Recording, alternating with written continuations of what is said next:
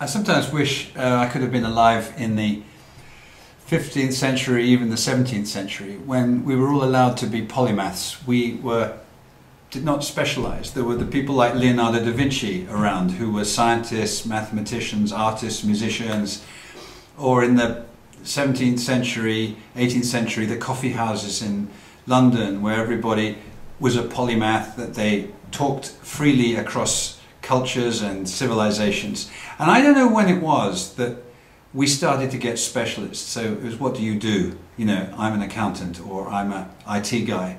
But let me read you a quote. See if you know where this comes from. Society is increasingly complex and organizations are more elaborate. Increasing specialization brings with it a diversity of methods and purposes that may foster misunderstandings. And what's needed are balanced minds that sense the balance and see the parts as a whole. Meeting these challenges will help groups be much more effective. Sound good? That was actually written in 1938. Functions of the Executive, Chester Barnett. So the problem's been around for quite a while. It's been, Kaplan and Norton wrote about it a lot in the Harvard Business Review in 1995, that strategy is carried out by different groups, different reporting lines. So I wrote a paper together with colleagues at Group Partners called Breaking Down the Silos. Breaking Down the Silos, which is bringing together the different parts of the organization. So one brings the different perspectives to bear on better listening, better understanding, better innovation, better decision making, and above all, better action. So we use the concept of zero-based planning. The concept of zero is a very interesting one, and the fact the number didn't exist until fairly recently in the mathematical history. But looking at ideas from the worlds of art and science and bringing them together. Remember, it was C.P. Snow in the 1950s who talked about how art and science were getting separate. They need to come together. We see with things like neuroscience, they are coming together. In our organizations, they need to come together. So I love using metaphors, ideas. There's an idea in education, for example, that we're familiar with. We know we were brought up, if we're Brits, with A-levels. A-levels, you do German, Greek, geography. Siloed learning, not connected.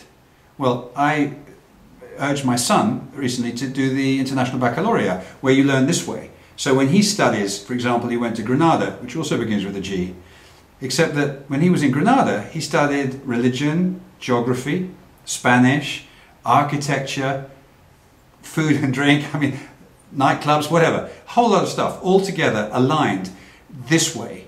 And that's the way that we need to work going forward. Of course, we need our vertical skills.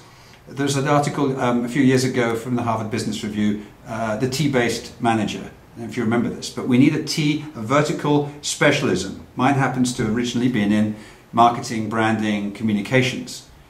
But to grow, we need then this crossbar T, this generalism, this breadth of field and opening to skills, experiences and ideas that go beyond our vertical expertise and across into other people's expertise. So I wrote a paper which looks at art and science, poetry, education, mathematics, music, architecture and so on, to pull together ways of crossing bridges, because it's the interplay of different techniques, different perspectives, putting IT and marketing together, putting sales and finance together, that creates the breakthroughs.